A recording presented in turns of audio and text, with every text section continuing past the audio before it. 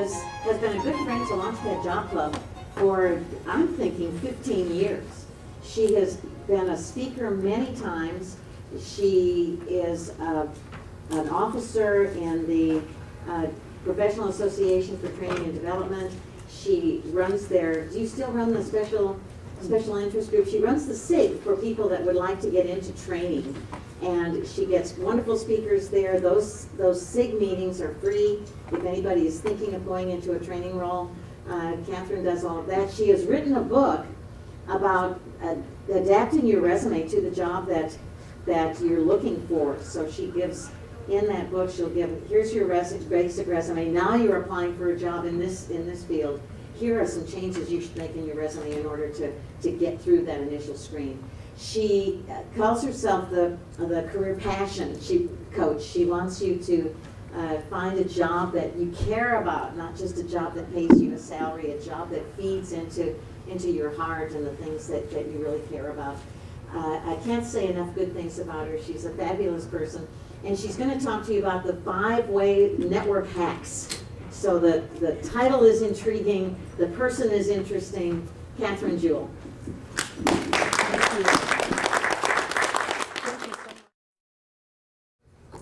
Thank you so much for having me. As she mentioned, I call myself the career passion coach. And my goal is working with job seekers, career changers, and people who feel stuck in their careers and want to increase their income. So a lot of my clients are people who are going to Excellent and going to ACC to get new certifications. And what they need is kind of a revise of their professional portfolio and the way that they're presenting themselves. And I just did a product launch last week on Right Job, Right Now, which is a new program, and I'll tell you a little bit more about that later. Most of you are going to get everything that you need here, but if you're looking for a career coach to walk you through the steps, holding your hand, I'm the person to do it. I can do it. I've helped about 2,000 people make a career change. And so today I'm going to talk about the 5 easy networking hacks.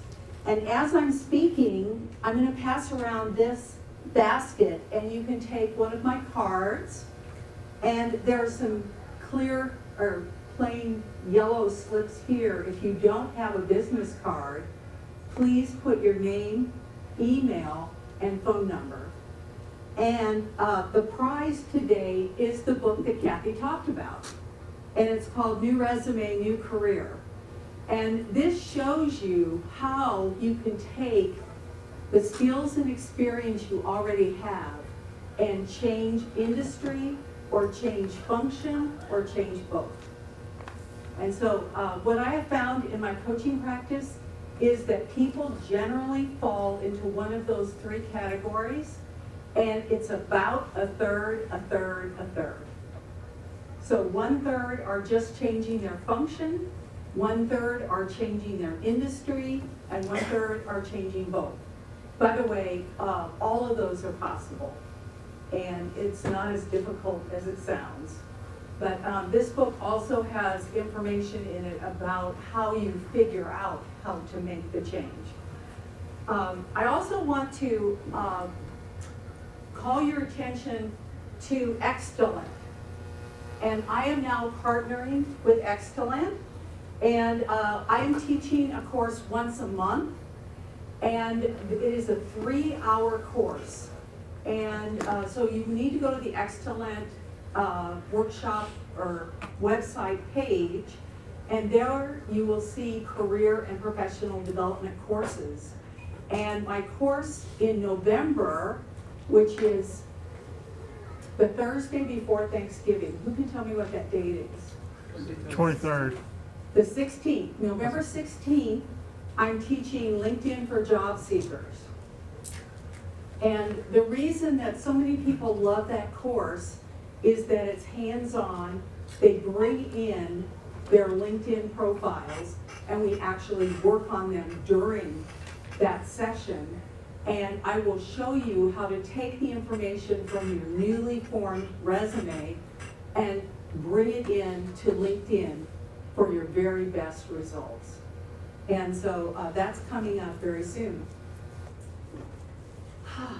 So who here loves networking? Who loves networking? Not very many. I'm going to say about 10% or maybe even 5% of the room. Networking is, I think, one of the most misunderstood activities of the job seeker. And so today, I want to talk to you about how to approach networking in maybe a new way.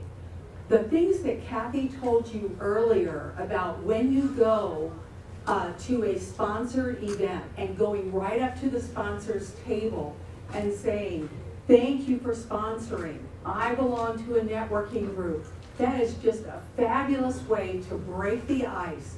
And one of the things you want to do is actually prepare your positioning statement for your networking activity. But what I want to talk about today is the problems people have with networking and how to overcome them. So these are 5 easy networking hacks. So 80% of jobs are achieved through networking. How do I know that? Because 8 out of 10 of my clients get their jobs through networking. No matter how much we improve their resume, it still comes down to a job lead that they got through a person. The best career advice comes from peers. And what I mean by that is when you go out and network, you don't want to meet with the vice president for human resources. If you're a product manager, you want to talk to product managers because product managers know about the jobs and they know where they used to work as a product manager, they know where other product manager jobs are, and so forth. Business owners get their best ideas through networking. And I will tell you that when I came to Austin 20 years ago, I knew 3 people. And within 18 months, I had 3,000 people in my Outlook database. 3,000. And I had put in every one of those names one at a time. This was actually about 3 years before LinkedIn even started. And so that is what you can do when you're out there networking. Now, you don't need to meet 3,000 people. In fact, I'm going to suggest to you that you need to meet 20 new people. 20. If you promise to meet 20 new people, you are going to get a job. You believe me? Most of my clients only meet 5 or 6 before they find the perfect job. But I want you to try to go for 20. So introductions into any company give you an edge. And this is what Martin Yates says. And he's the author of the Knock 'em Dead series of books. Recruiters say employees who come to our company known by us in some way are seen to be better hires and thought to get up to speed more quickly and stay with the company longer. So if you want to work for Amazon, you want to get connected with people at Amazon. If you want to work at Dell, get connected with people at Dell, and so forth. And that's why, Kathy stresses over and over again, you've got to have your 20 target companies. If you have target companies, those are the places where you're trying to network.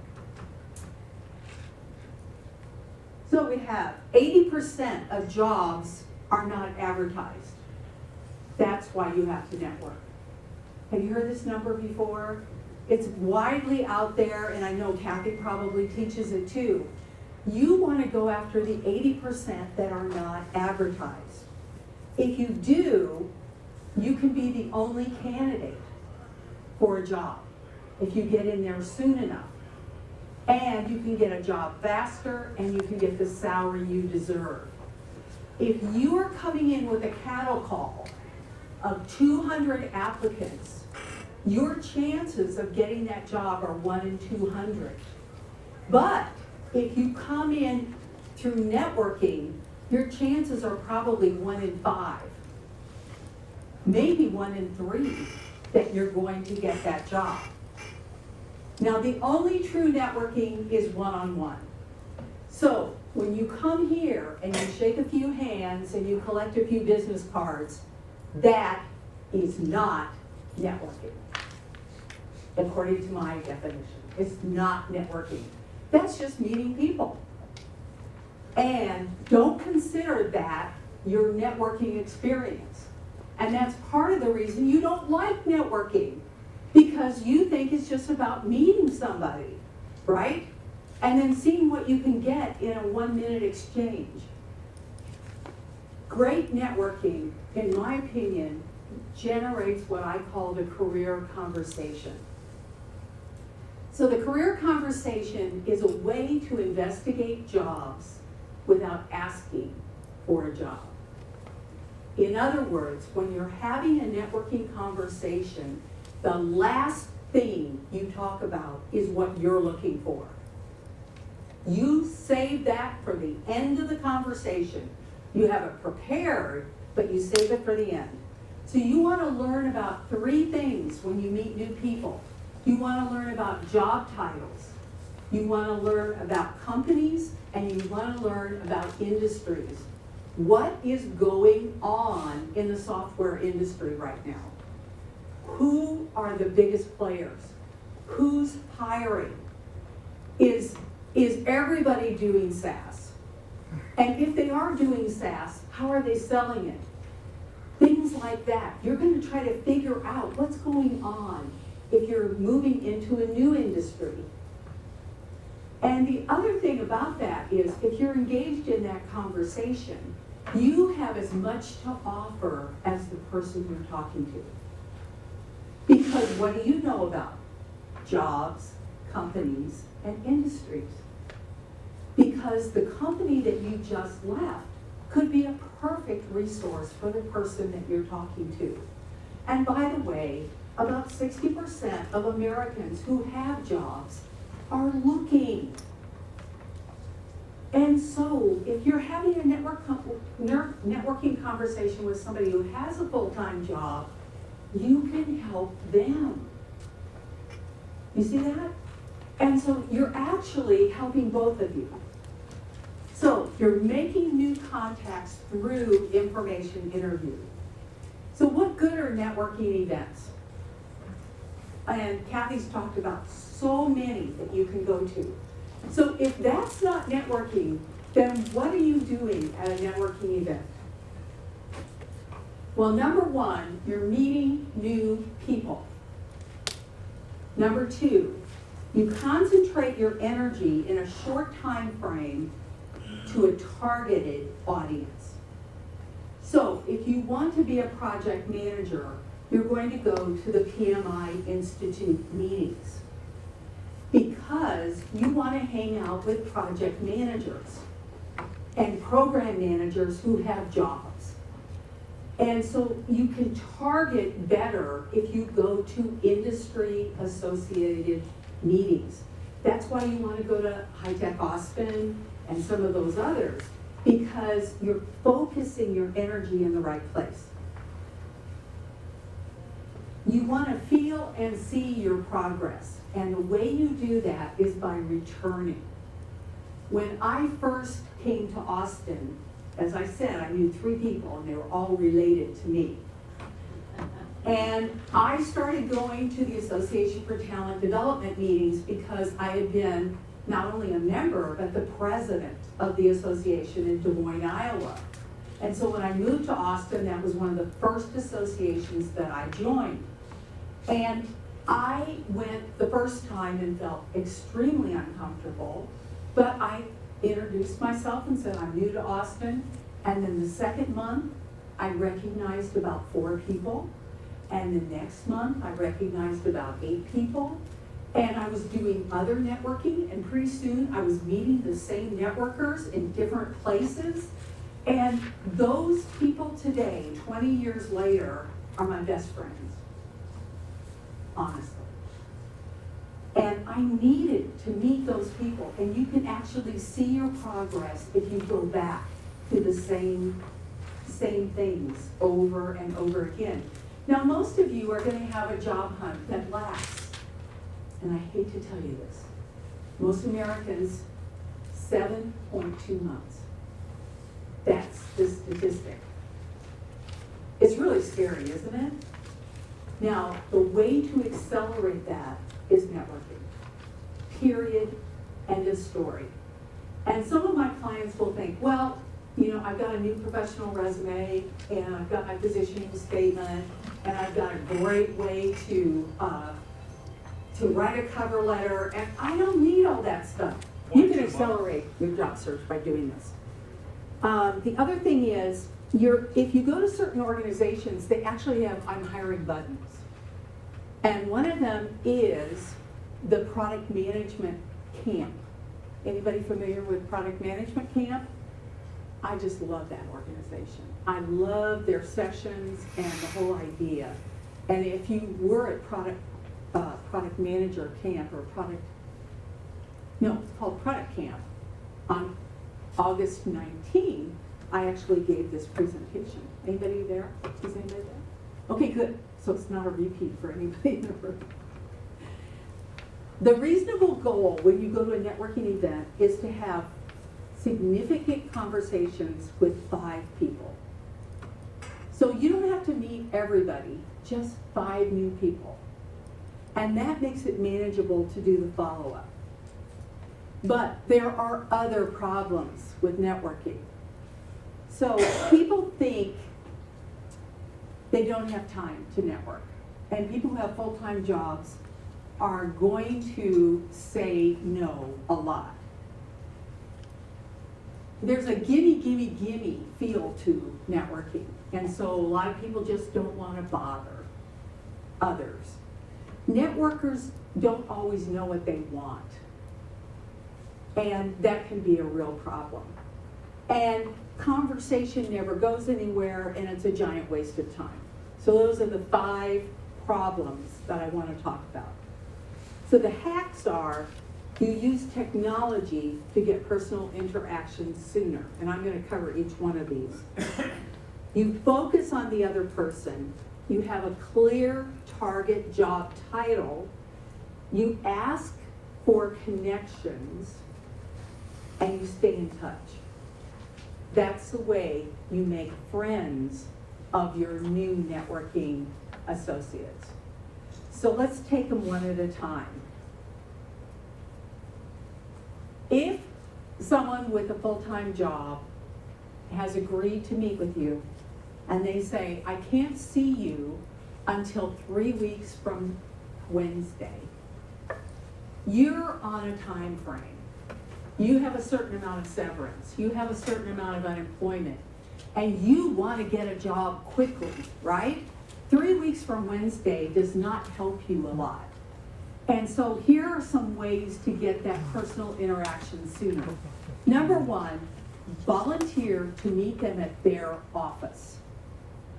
Now here is the amazing thing. If they will take a 1-hour meeting with you at their office, you get to walk in like a professional, like you belong there, like you've already been hired there, and have a business meeting with someone, and you get to see what their environment is like. You get to feel what the culture is like. And you save that person time and energy because they don't have to leave their office, get in the car, drive to Starbucks, and so forth. So meeting at their office works perfectly. One of my clients did this. He wanted to work for TechStop. And so I gave him the names of 3 people that I was linked to on LinkedIn at TechStop. He messaged all 3 people and said, would you connect with me? So they were second level to him because they were first level to me. Would you connect with me, and would you be willing to have a career conversation and talk about your career? Because I want to learn more about you and about TechStop. Guess what? 2 of the 3 people said yes. He went to their office on a Friday afternoon. He hit it off with the guy so much that they asked him, would you like to come out for beers?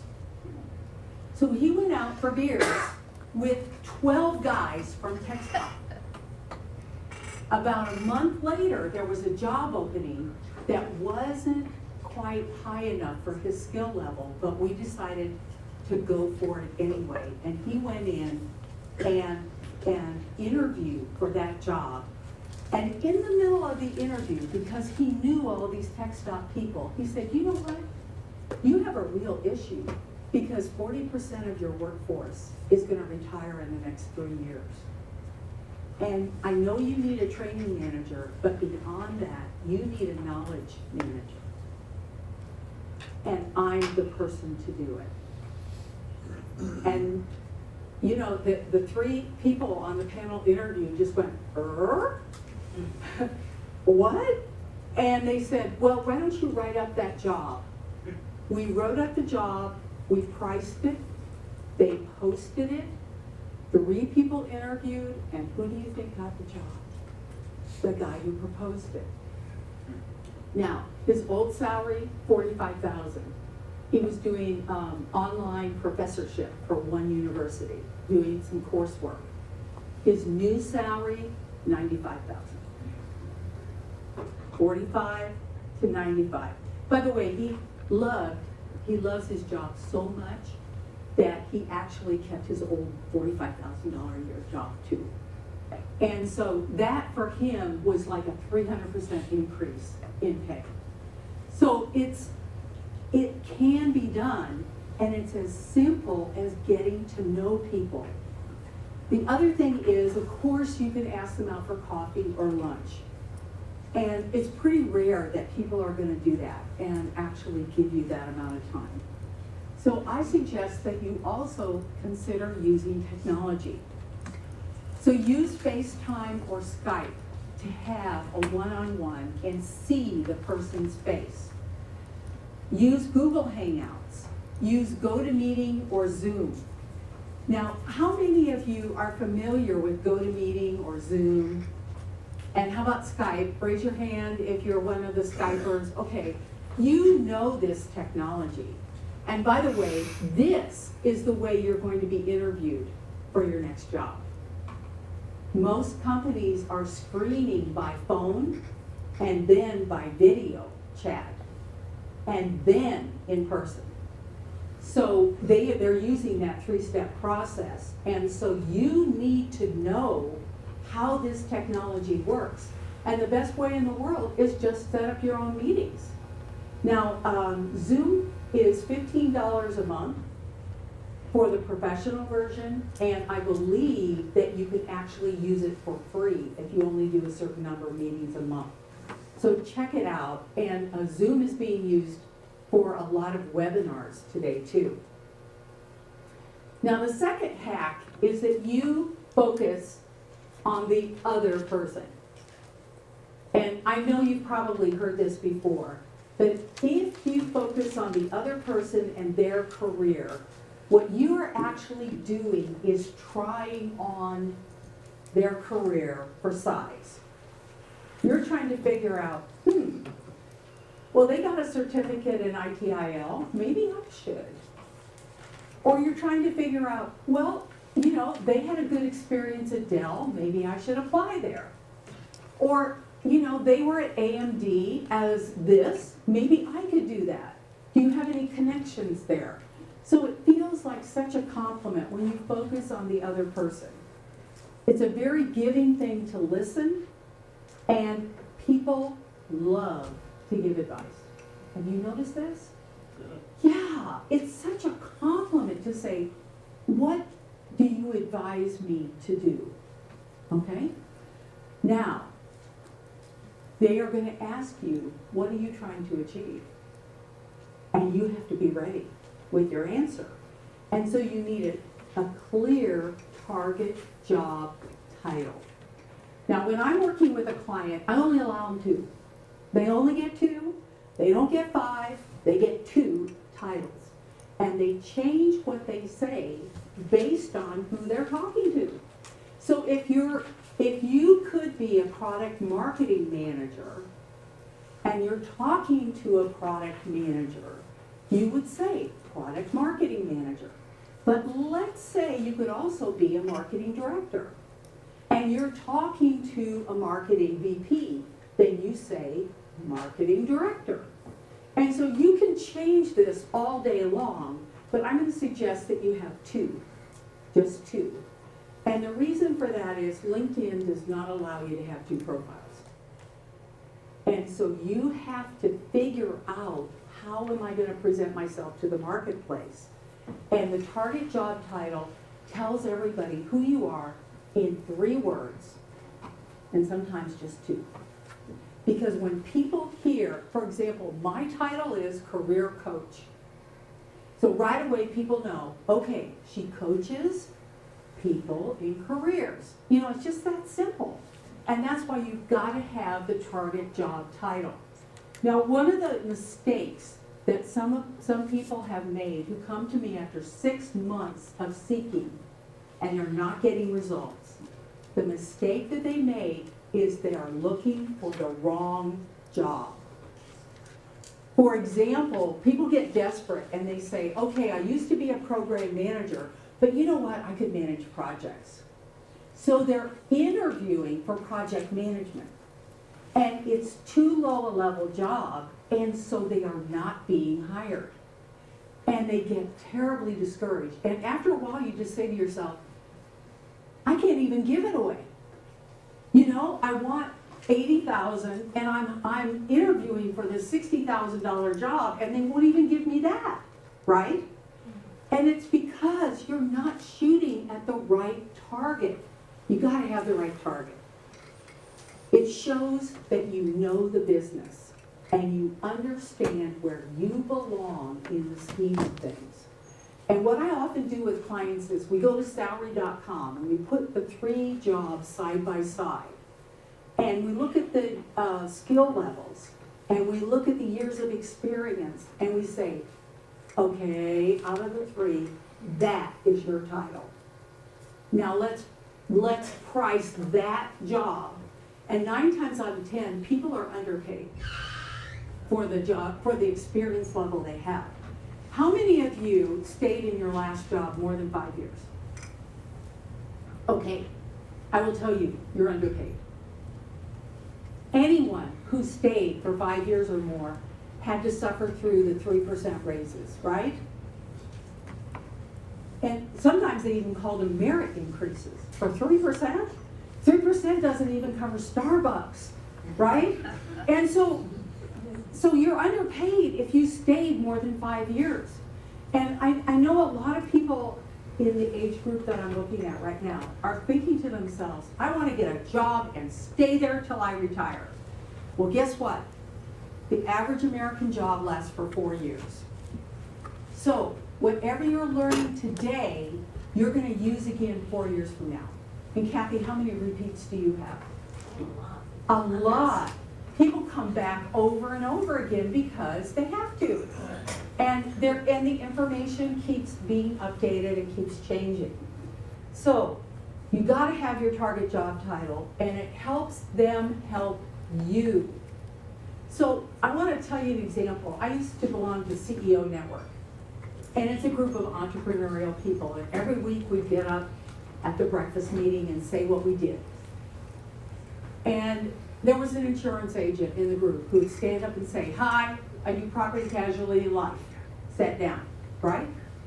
There was another insurance agent in the group who stood up and said, hi, my name is, and today I'm looking for a family that has just had a new baby. And he'd sit down. And then the next week he'd get up and he'd say, today I'm looking for someone who has just been diagnosed with high blood pressure. Right? And do you think he got leads? Absolutely. Because the more specific you are, the better people can help you. So what we think as marketing, when we're marketing ourselves is, I gotta be generic so that I appeal to more people. But that is exactly the opposite of what you wanna be. Now, you're gonna tell somebody specifically, I wanna be a product marketing manager in a software company. And their brains are gonna go, okay, software companies, product marketing, product manager, and they're going through their internal database and trying to figure out how they can help you. And then they're gonna say, you know what, I don't know about any of those, but I do know a state agency that has a program manager job. Would that be right for you? And you see how people will give you ideas that are a little off target, but having a target helps them help you.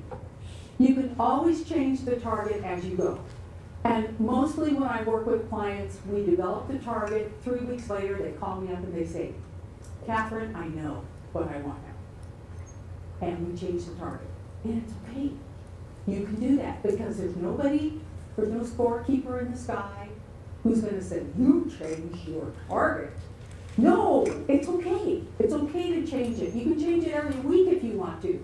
But as you speak it, it's going to become stronger inside. You're going to say, yeah, that fits me. That fits who I am.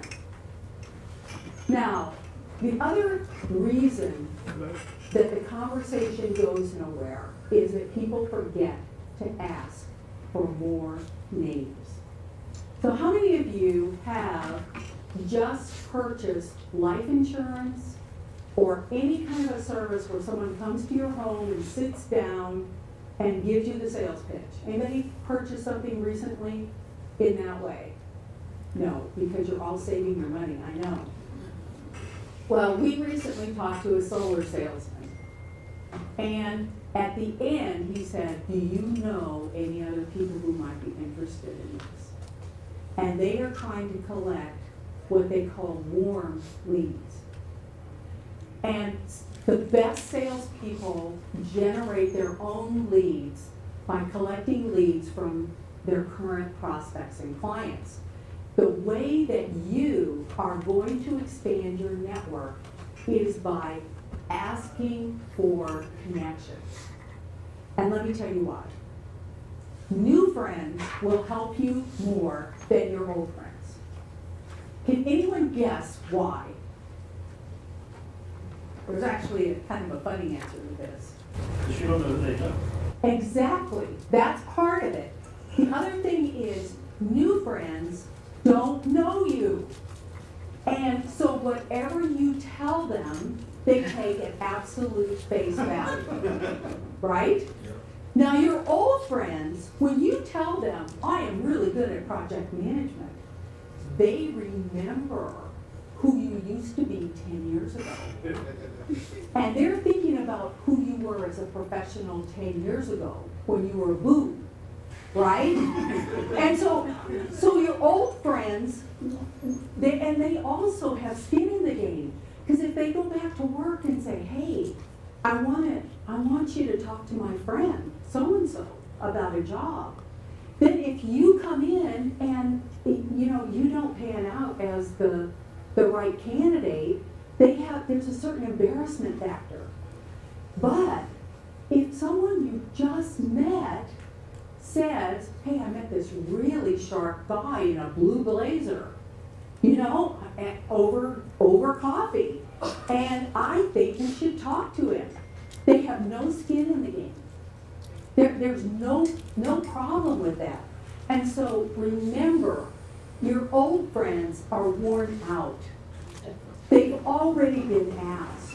And so your job is to find some new friends. And I promise you, if you have a 45-minute conversation one-on-one with someone, even by FaceTime, even by Skype, you are going to have a new friend. Because you will have complimented them by asking them questions. and it gets you into the companies you want. So you really, you need that target list of companies, and you want to start interviewing people inside so that you get information that is not available on websites. It's not available anywhere else except in the heads of the employees. And by the way, employees will tell you everything you want to know. In fact, you want to find out about the organizational structure.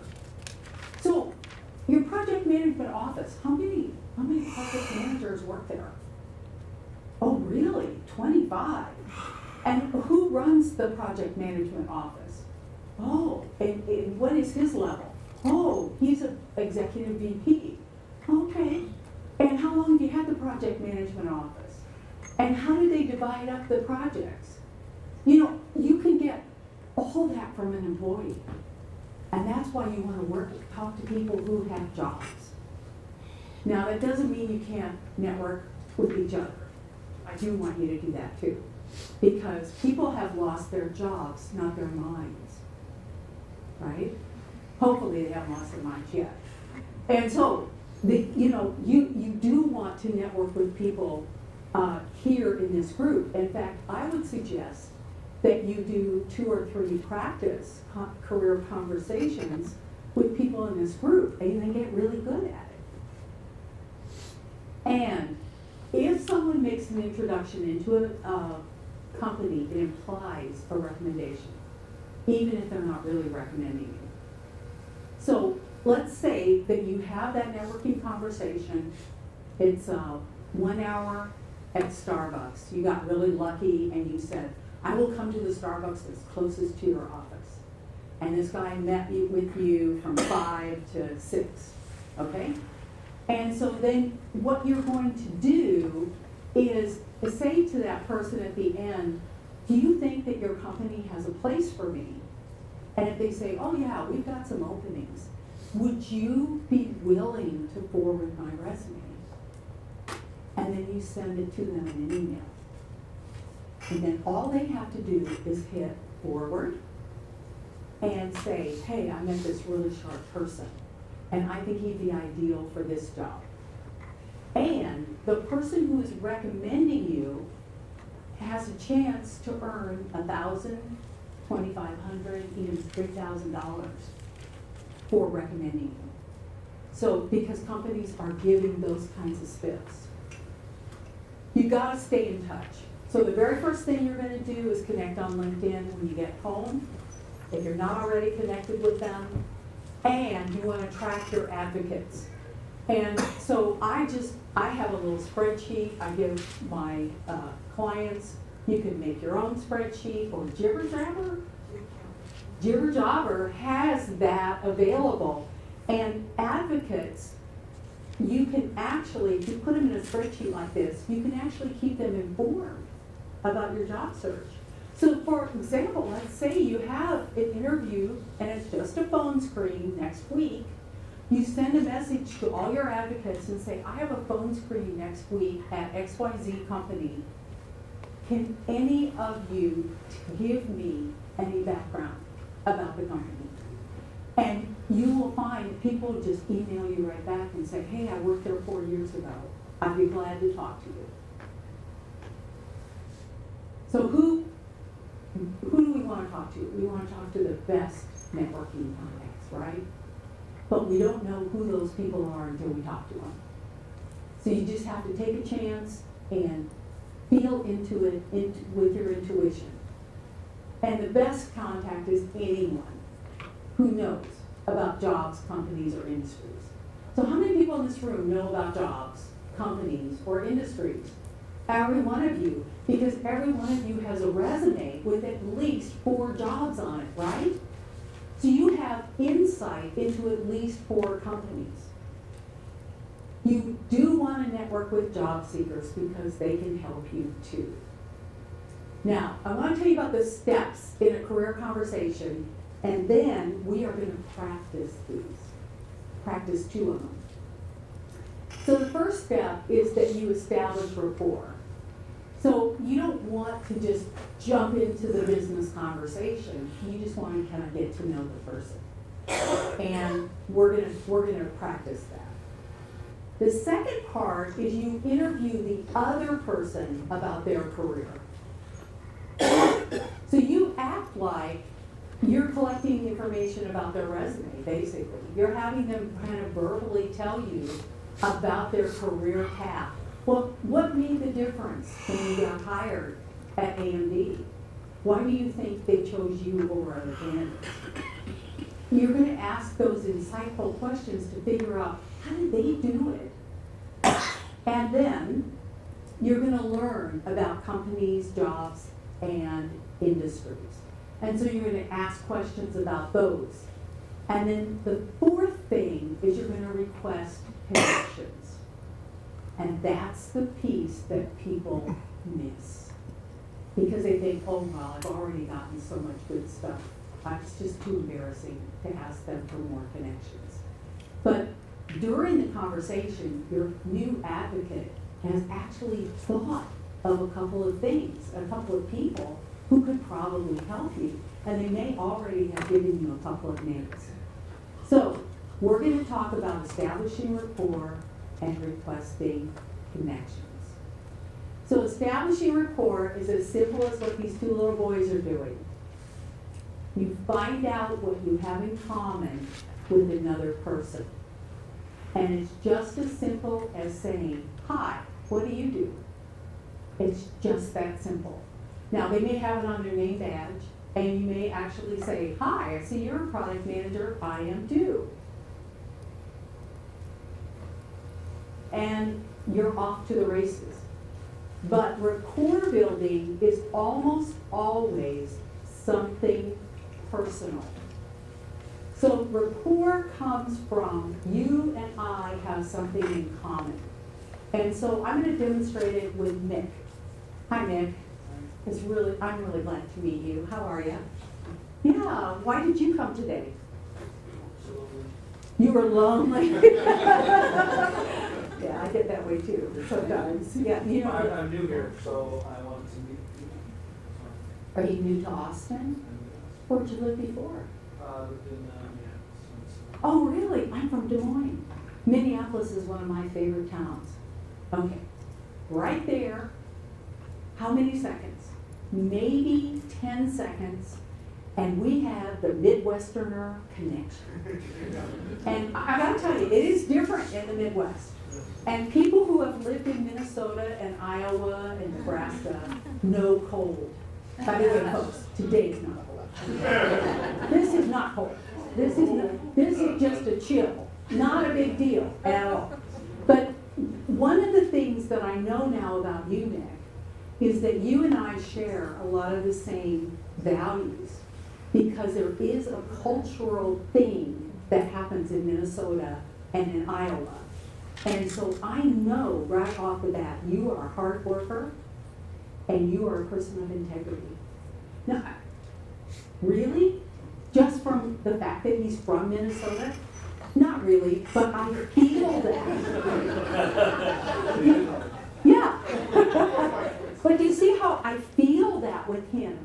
The other points of rapport can be as simple as we both live in Steiner Ranch. We both live in Circle C. We both live in Round Rock, and so forth. It can also be where you're from. It can be where you went to college. It can be how many children you have, what size your family is. For example, when I met my husband for our first date, we are at Starbucks. And within the first 3 sentences, we knew we were made for each other. Because he asked me, he said, how many children in your family? And I said, well, we had a big Catholic family, and we were a Borg, a Catholic Borg. And I am 5 of 6. Okay, so in that moment, he knew that I had been raised Catholic and he had been raised Catholic Light, which is Episcopalian. So we had that in common. The second thing he knew right away is 6 children, and he was from a family of 6 children. And he said to me, I'm one of 6. And then the third thing he found out is, I'm a Trekkie. And so it cinched the deal for him when I said the word Borg. Do you see how how easy that is? And it was just conversation. The other thing I learned about him in that sentence, I'm one of 6, is this is a guy who knows how to share.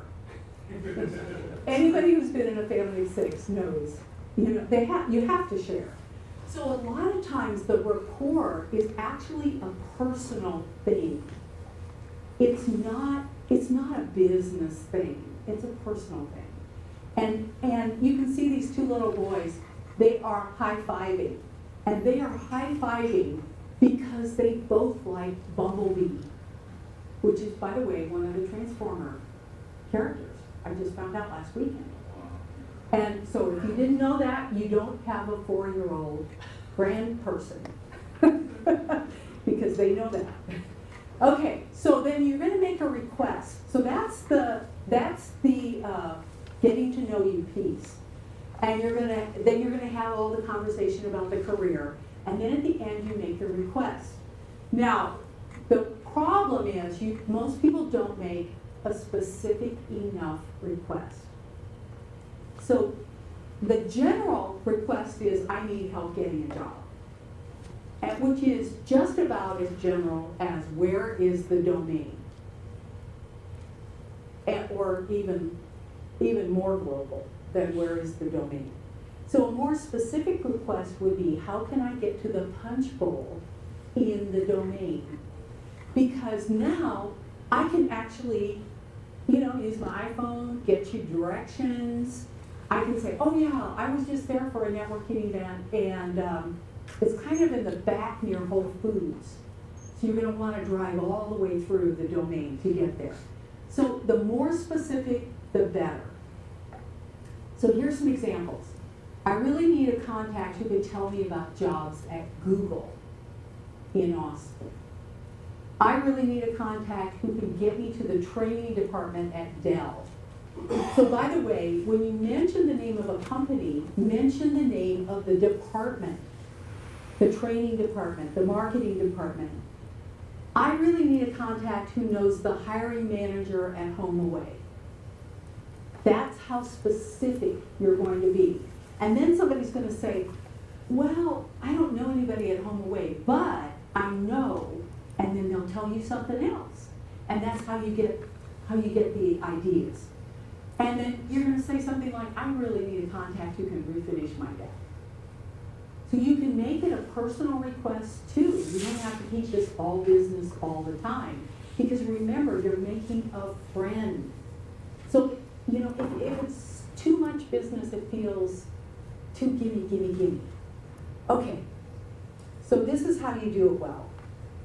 So if you are the asker, the first thing is you listen.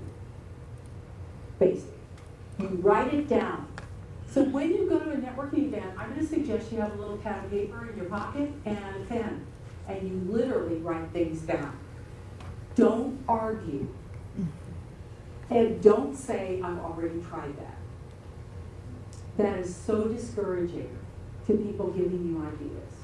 What you just want to do is say thank you, and don't argue. And then, if you're the answerer, you give it your best shot. You tell people the best.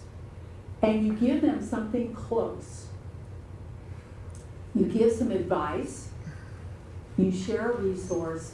And then you say, my pleasure helping you. By the way, does anybody else have a problem with no problem? The entire customer service field has been ruined by no problem.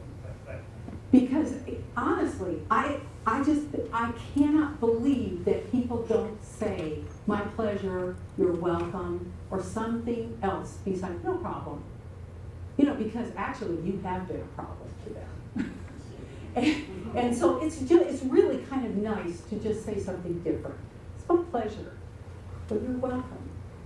Okay, so it's your turn to network. So we're gonna do 5 minutes. Do we have 5 minutes? 11:25 is what I have. Okay. And can we do 2 rounds? Or, okay. So 5 minutes per conversation. And now everybody runs for the door because they do not want to network. Oh, okay. And then chimes will signal when to change. And pick people you don't know.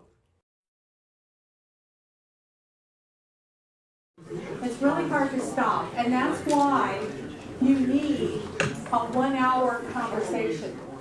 It's actually going to take you about 45 minutes to exchange the basic information. And keep track of the time so you can spend at least 15 minutes talking at the end about what your career goals are and how maybe they can help you connect with other people. And so remember that the best contacts are the new contacts, not your old friends, your new friends. So I want to ask, what were your points of rapport right here? How did you establish rapport with your partner? We're both in the technology sector. Okay. Do you have the same job title? No. Okay, but technology sector, Sure. so you immediately establish you know about some of the same companies, right? No, well, he's computer science, I'm electrical engineering, so maybe just some of the buzzwords and stuff like that. Okay. Okay, and Well, we were still getting there. We were just you're getting getting it. into it. Okay, good. So you're still working on the rapport part. How about here? Did you work on the rapport? Yes, we established rapport that we were both living in East Austin. Living in East Austin, yeah, and that makes her a good person, just knowing that, doesn't it? It's like a good taste, exactly. And it's amazing how that just influences your thinking about another person. Okay, now I want to ask, did anybody get a new contact? Sure. Okay, so what kind of contact did you get? What did you ask for and what did you get?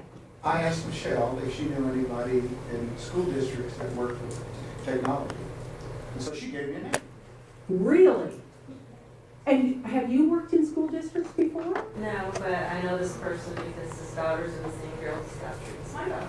Okay. Oh, I'm so glad Your you daughter. said that. Or So, your daughter. the right, contact, so right? she is actually giving him the name of a personal contact. It's not because of her professional work that she knows this person, she just happens to know a person. And when he calls that person, he is going to give your name and say, what's your name? Michelle? Michelle Spooner suggested that I call. And the person is immediately going to say, oh, this is a good guy. Because he came from Michelle. Do you see that? And so that well, you do want to ask people's permission to do that. We have a hand back here. Did that happen to be Ron Rock? No. Okay, see me afterward. I know the director of technology at Ron Rock and his boss. Oh, great. Oh my God. So, what I'm going to suggest to you is that a really great format for one of your meetings would be having people come to the microphone and saying just, I need a contact who? And just put it out there, what kind of company, what kind of title, and whatever, and then have people raise their hand, and then you go to collect the contact right now. And by the way, when you get a contact, make sure you get the name spelling so that you can find that person on LinkedIn. And if the person has it in their phone, they can give you the email address. But, follow through and get enough so that it really does benefit you. Okay, so did anyone feel a little more comfortable with this process than you felt before? Tell me. As so happens, this happened to me when I was coming in here, because I was talking with Bob from Expo, asking the question, and he said, oh, it's Tuesday. I said, yeah, that's like the kids come around. Oh no, they come around my neighborhood on Sunday. we had this conversation all about Halloween. And there ain't no pressure. Yeah, there's no pressure at all if you're talking about Halloween and trick-or-treating. And Kathy just told her story. She and her husband went to a sports bar to watch a game, and they're having a great time with a complete stranger there. And eventually, she asked him, "What do you do?" "I'm a recruiter at Microsoft." Okay, so what are the chances that she's going to sit next to a recruiter? Actually, pretty high. Pretty high. And by the way, when you go to Starbucks and you're in line, chat with the people behind you. The people behind you have great jobs. They're in Starbucks, right? And you want to find out where do you work? Hey, you know, and you might find the perfect person right there, and you can just say, "Oh, I've been trying to get contacts at Home Away. Would you be willing to have a short conversation with me?" And you get their phone number right there. It's just that simple. And so, network everywhere. Network at parties. You're going to be going to Halloween parties tomorrow, right? Network at parties. And all you're collecting is names. Not trying to get really deep information here, just names, people that you follow up with. So thank you very much.